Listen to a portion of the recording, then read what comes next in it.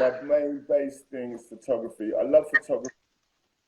I think, even though I think, don't take this wrong, Instagram, but places like Instagram is killing photography because we don't actually see the images in their entirety, so to speak.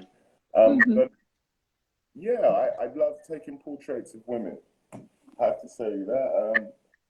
I like light and I like form. I mean, what can I tell you? Perfect. I think this is a great start. Women photography is my weakness as well, so that's great. I do shoot men, I'd just like to say. Okay. No, we're all inclusive and the Pride Month, so all genders, all sexualities, everything is great. Cool. Absolutely. Thank you for the introduction. Over to you, T. So let's go with Teelo. What is it that you do, where you're based, and what do you love about your work? So my name is Teelo Vasiliou, and I am a producer slash creative director, and I'm a production coordinator at Frame Perfect, the collective production company. I've been doing it now, this is my 8th year, or just over 8 years I've been doing this now, since I started university. And I think the whole reason I kind of got into the creative industry slash freelancing is just the joy of the connections that I make, and not just because I talk for England, if you let me, but not just to talk, but the connections I make and the projects we produced, and then to see the final outcome. That is, for me, the thrill and the drive of why I do what I do. It's just like, because you go through so much planning, prep, headache, stress, letdowns, unreliability, you trying to pull everything in together, people's emotions, etc., etc., even your own emotions you got to deal with. But you go through all of that to produce the image that takes you to another world, or allows you to translate that art or the visual piece that you're looking at. And for me, that's why I do what I do. Wonderful. Great. Thank you so much. And 8 years. Wow.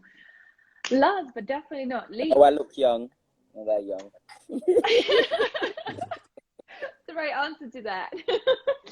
No, you look great. Yeah, so Tendai, tell us a bit more about you, please. What do you do? Hey, so my name is Tendai Pottinger. I'm a photographer and creative director based in Catford, Southeast London. I've had a camera for about 10 years. So I've always been shooting. It's always been on the side. I've loved photography. I've loved capturing stories of people. And the more I've shot is the more I've realized that I love intimate stories as well.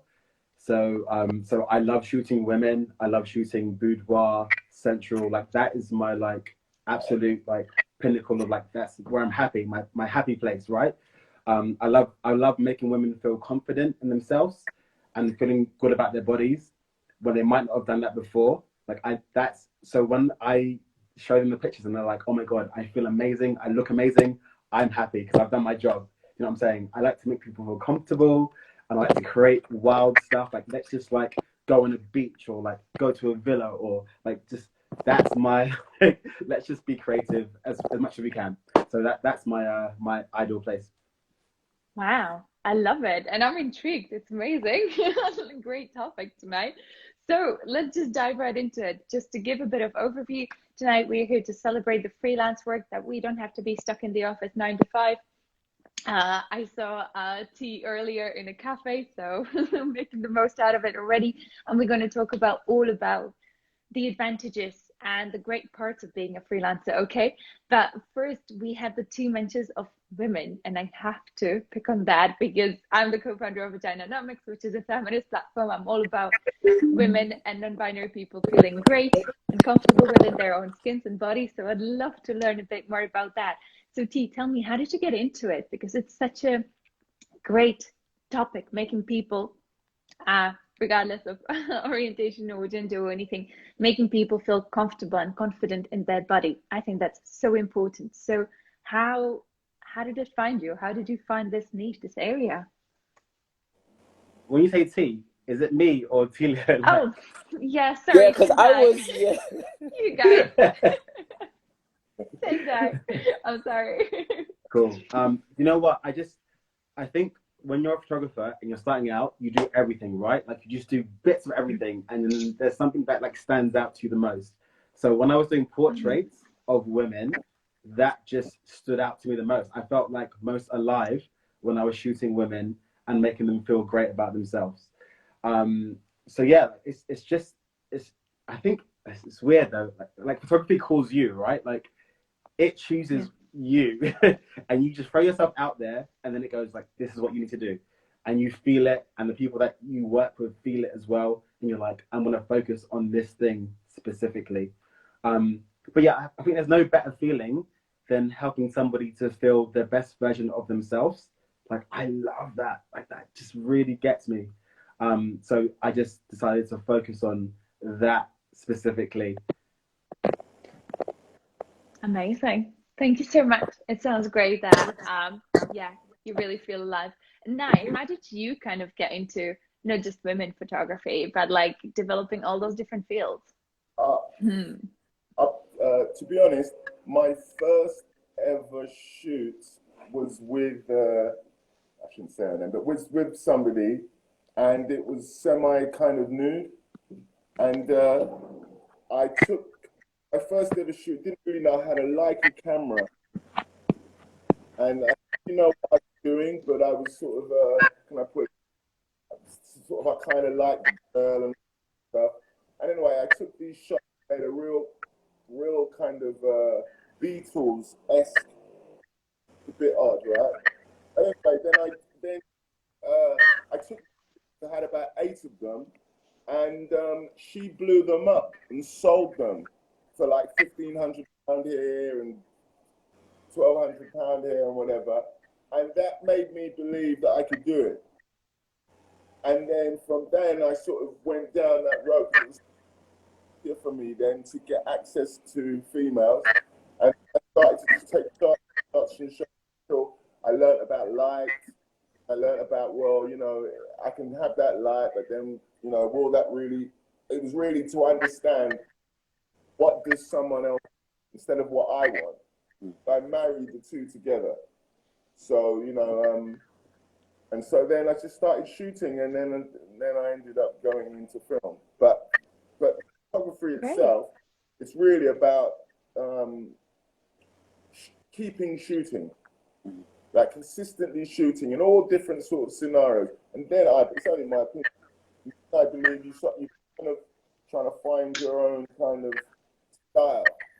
And I mean, in boudoir, that kind of that setup for a guy and for a girl would be is very fulfilling, because you know someone trusts you and you're in full control, but you know that you can't.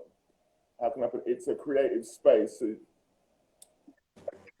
you both have got that understanding that you're trying to create something. So that can be very special, because it's not just you, the photographer. The objects are included in it.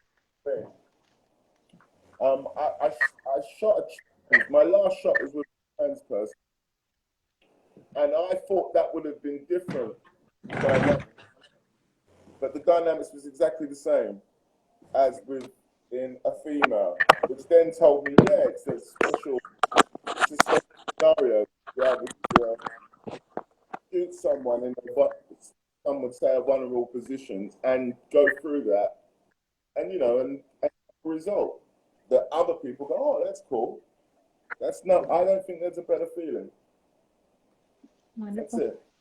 Yeah, cool. Thank you so much. Sorry, there was a bit of a background noise, but hopefully it's gonna go away. But we're learning as we go, and not just with photography, but also with IG Live. So that's all cool. But thanks for this. Teelo, I saw you nodding a lot in the meantime when you were talking about, like, it's not just about what you want, but what the other people want as well, and all of these, and you know, growing as you go. So what is your experience with this? How have you lived through it? To be honest, when I first started out, I always kind of thought like being a creative or creating visual content was about what you want, like I did what I want, which is partly true. And I guess when you go through that journey to finding what you want to create, as in when Tendai was telling you his journey, it would be something that you go through, you find yourself, and then eventually you start to learn, okay, it's not always about what I want, and now I have to create on behalf of a client's vision. So this is where you start learning now, okay, this is who I am, this is my signature, how I create, or the elements that I add to the visual content I create, but now I have to translate this or use the skill set to develop what the client's vision is. Because at first, it was a bit hard for me to understand that. But again, being on the journey, going through the process, you start to learn this. It is about what you want at first, but then it gets to a point, it's about what the client wants and how you could add what you do that makes you unique to the client's vision. So for me, it was a lot of trial and error. It was a lot of emotional roller coaster, in terms of like, no, I think it should be like this. And the client's like, no, it doesn't span. And then I really got to take that in and assess and think, okay, that's what they was translating to me. But I was so stuck in my ways, I didn't take the time to listen. So listening is another thing that's very key to being a creative in this industry, is actually taking the time to understand what the client wants, or what depending on the collaboration and how other creatives are brought in. But if everyone's at the initial concept development stage, listening to the makeup artist, the hairstylist, the creative director, etc., depending on exactly who's leading the project as well. But I'm listening, going through your journey, finding your signature, as well as being able to use your skills, techniques, etc., to create a client's vision as well. And be honest, did you have to learn this the hard way, or was it not so bad? No, it was a bit of both, to be honest. Like I said, it was trial and error. So there was times where I would create a mood board or develop a treatment concept, and I would get feedback about it. And like I said, I used to take it personal. I used to kind of get a bit emotional, like, oh my gosh, I think this is a brilliant idea, it's a concept, X, Y, and Z. And again, I guess it was detaching a little bit of my ego, if that makes sense. Because I was getting the feedback that I thought, no, this is perfect, but it was like, it wasn't what they wanted. Or even times where team members have disagreed with me. You know, so I would say it wasn't hard, but it was egotistic and emotionally hard. I see what you mean. Well, Tendai, what would you add to that? Because I can see you making faces, and it's very hard to detach from the ego. So, what's your experience? Yeah, no, like I agree so much. Like it's a lot about what the client wants. I've done shoots, and I've loved certain pictures, and the person that I'm shooting loves the complete opposite to what I love. And you just have to be like, you know what? Okay, I will sort these pictures out for you. These are for you. And that's cool. Like, so your eye is different to their eye. They see themselves in a different way to you. And you have to respect that, and you have to honor that. And that's fine. So yeah, it's about the person, right? Like we shoot because we want to make our client or our person feel amazing. That's what we do. Okay, wonderful. Thank you so much for sharing this. Very useful to hear. Okay, let's focus on the freelancing, the fact that we're all freelancers and that we have this freedom or liberty, if you'd like, to create what we want. Although, as what we've just said, it needs to be a balance with the client as well, but it's still, contradicted by maybe outweighed by the fact that we can still put our own voice or our own point of view onto the work we create. So if you were to pick one element of your career that you're really grateful for, that you're really happy that you have as a freelancer, what would it be? Now, let's start with you. What do you think is the best part of freelancing for you? What I'm grateful for in freelancing. That you can be. Yeah. For me personally, because I'm going to might be a little bit controversial here. Please be. Okay, yeah, I have this thing where I don't, when I die, I don't want to come back to Earth Therefore, when I leave Earth, I want to leave it creatively. Basically, I want to leave all my creativeness left on the planet, so I don't have to come back. So Okay. under that, I like to work, which I obviously, because we've had the corona, and that's why it's not going so great at the moment. But what I would do is I would do a job for someone else, and then I would do my own stuff, and that would fund my own personal stuff. Does that make any sense? And then I would feel that I'm still doing what I want to do. Do you get what I mean? But sometimes when you're not working and you're spending your money on your stuff, and then you've got to get money coming. So again, all of us, I would believe, these other guys as well, Naveen team, the other name, but secretly, these other guys are artists, right? They're not photographers. They're not just photographers. They're artists. I mean, the guy here in the T-shirt, he talks about boudoir. To be an artist, to deal with a woman and your camera in a room to take pictures. You're not just a photographer. I'm not blowing smoke up, but I'm trying to say that we talked about the ego, and yes, an ego can be a terrible thing, but if you never had an ego, you would get up in the morning. But it's how you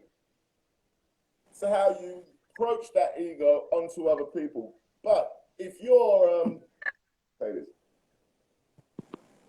if you feel like you're an artist and you're a photographer, but if you feel inside you're an artist and you're able to do that, like have the freedom to actually do that, then nothing can be better than being a freelancer, because you're not going to create anything special working on a Monday to Friday job and then doing something on the weekend and then going back on the Monday. Never going to happen. You're going to have to dip yourself into the water. And obviously, sometimes you ain't got a bathing suit and you get caught out.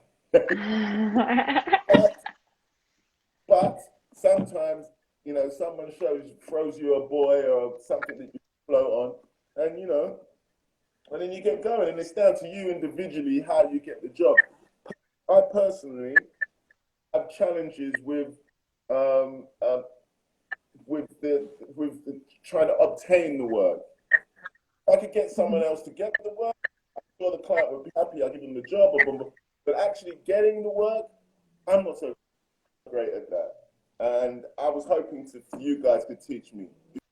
Because when you go for a job, you go, hey, here I am, this is the greatest, I got this, I got that, and that's not really my style. To just type to someone I don't know and say, I'm the greatest thing since sliced bread.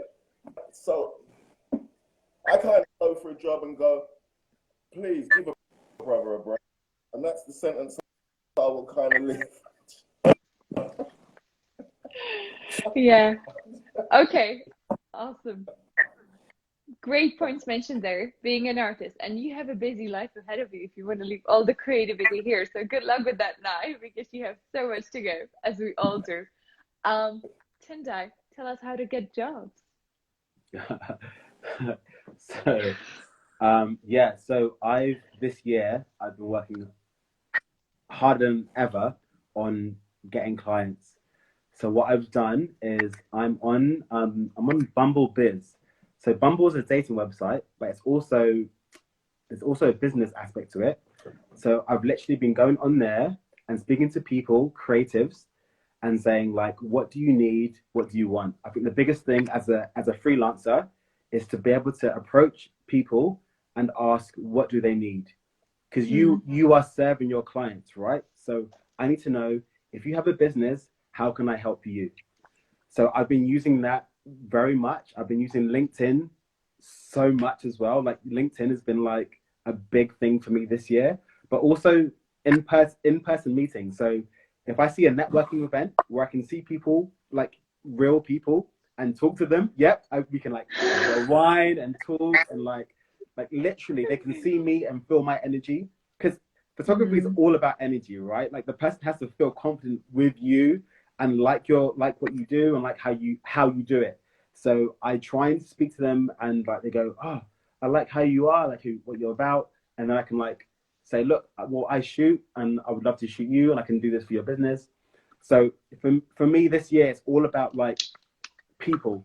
This, as a freelancer, your job is to get people to trust you. That's it. That's it. It's all about people. So if you can get people to trust you and you can outreach to people, then you're doing your job and you're going to get clients. Amazing. And I could so easily fall in love with you at one of those networking events. So I'm sold already. All right. Teelo, we're talking about the best part of freelancing. So if you were comparing it to this boring, sorry, it's not boring for everyone, for some 9-to-5 job. What do you love about freelancing? What's like the one thing that stands out for you? I guess it's the names in the details. Free. Not as in free, obviously nothing in the world's free, but as in I'm free to do as I please or follow my desires and creative ideas and concepts. Because anyone that works with me or knows me, that I'm always full of ideas, I'm always doing something different. Not to be a jack of all trades kind of thing, but I call it brand equity building. And to just touch on what Tunde was saying, like these are the things that if you want people to use your services or buy your products, it's maybe a thing that, one, you got to develop trust. Two, you need people to be able to, what's the word I could use? Entice. You got to entice them to want to use your services, because there's probably 100 creative directors, 100 photographers. Right. What makes us unique to that person to why they want to use our services or product? So I think for me, being able to be a freelancer and have that freedom, for me, I enjoy it. It is hard, don't get me wrong. I can send 100 emails and probably get 5 client responses, a bunch of different things. You do a bunch of networking. People say, yeah, we'll definitely be interested, and you don't ever hear from them. You do your follow-up. It's just how the cookie crumbles sometimes, and you kind of got to be resilient enough to say, do you know what? That's 10 out the way. Whether 1 got back or 10 got back, we still got 100 million more to go. And you kind of got to have that tenacity, because I kind of feel like as well with a lot of people I come across, and I'm not saying this to anyone, but I'm just saying I've come across a lot of people that say they do these things and do just enough to present on social media, but how badly do you want it? Because like I live, breathe and eat this. Like I lose sleep, not as in like I lose sleep, but I'm up late working. I would use my weekends. I go to meetings. I've turned up at clients' headquarters to pitch my services. There's times I've been turned away. There's times they're like, well, you got no appointment. And there's times where even if it's just 5% of them, they listen. And I end up working with them most of the time. Or at least I've developed a relationship or a pathway into communicating with them. So it's again, having that freedom to hustle like that, for me, it is stressful, but I love it. Because being told what to do and just having everything on the plate is I don't know, it's just not the same. I think that's why I left corporate, and I pursued my path and my journey that I'm on. And to kind of touch on the whole point with clients and everything like that, like literally there is a million clients that as a photographer, creative director, or visual artist that we could work with. So if 10 don't reply or 5 don't reply, redo your book or redo some shoots, redo some new editorials. Like, I'll tell you one story, one jewel that I would give. There was one client, I can't say the name because of work purposes, but I used to email them, phone them, send packages to their offices, never ever would get a response. So what I did from there, because I knew we had the capabilities to work with them, so I would say to my team, let's produce new editorials. So every time we would produce a new editorial that gets published, we send it to them. And then it was only one day, one editorial, for whatever reason, made them contact us back. And I secured one of my first big major contracts. Again, I can't say no names or anything like that. And the guy for the head of production, he actually said to me, he was like, bloody hell, you don't give up, do you? I love that. I love that. That's fire. That's fire. But don't get me wrong. Yeah. I kind of understand this, and not every client would receive it in that way. Yeah. Because they receive hundreds and hundreds of emails. They receive hundreds of phone calls. And so often, and I'm sure we do, Tendai, Nai, I'm sure you get it like hundreds of emails from models. And I don't mean this in a bad way, but obviously some of them may not have the aesthetics for the model career, but we still got to go through those emails. We still got to respond to them. So that's why I don't just rely on emails or just social media. I had someone say to me, oh, but I've got 10,000 followers, etc., etc. I said, are those 10,000 followers paying for your service? So if you've got 10,000 customers coming to you every month or every 4 months, then I will keep my mouth like zipped. Yeah. So why I'm mentioning that is because I feel like you can't just rely on one source, and Instagram, social media is so easy to do that because it's just a post, a caption, you get 50 likes, 100 likes, whatever not. It fulfills our dopamines. It makes us feel like, yeah, we're doing something. But I always say to people, if you get those 100 likes purchasing 100 products from you or your services, then you're definitely onto something, right? Likes doesn't create a career or a value system for the work you deliver. Because my mum might like Tendai or Nai's picture, but she may never hire you lot as a photographer because that's just not her thing. Yeah, Fact. so true.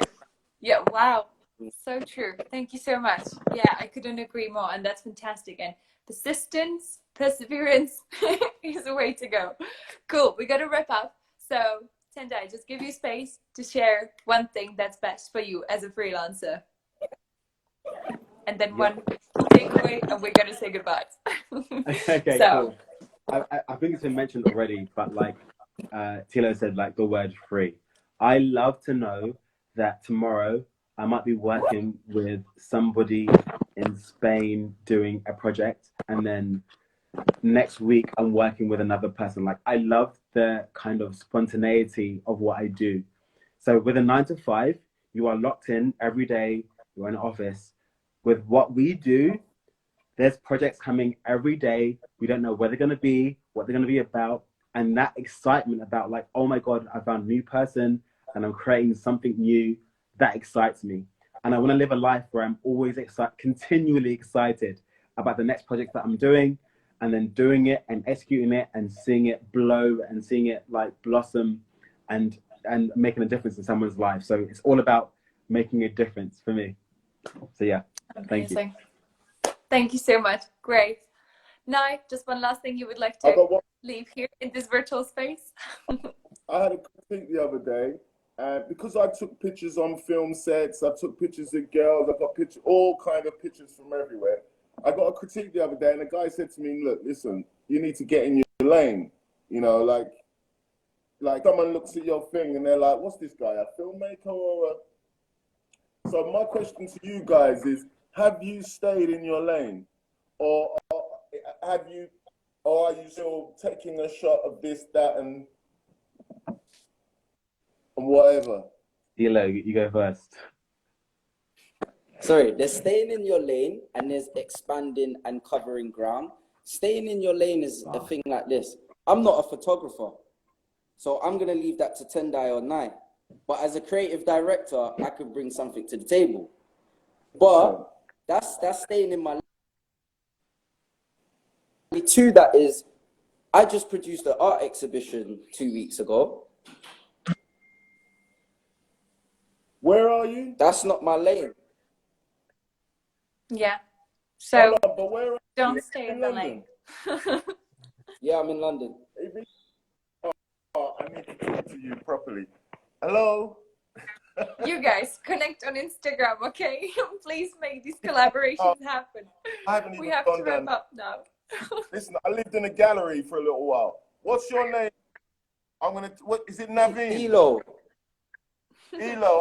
Teelo. You're taking it to a level. All right, brother. Okay, sorry. Go on. Sorry. I love this, guys. This is so raw. This is perfect. Okay, so please, everyone, go and follow the accounts. So we have Nai here joining us. We have Teelo from Frame Perfect, and we have Tendai Pottinger, who is under his name on Instagram. So go give them a follow. This is going to be put up on our social, so you're going to find the handles there, and I look forward to seeing you next Tuesday again for our event. Thank you so much, everyone, and enjoy the sun, and have a great evening. Okay, guys. Cheers. Love it. See you later. Bye.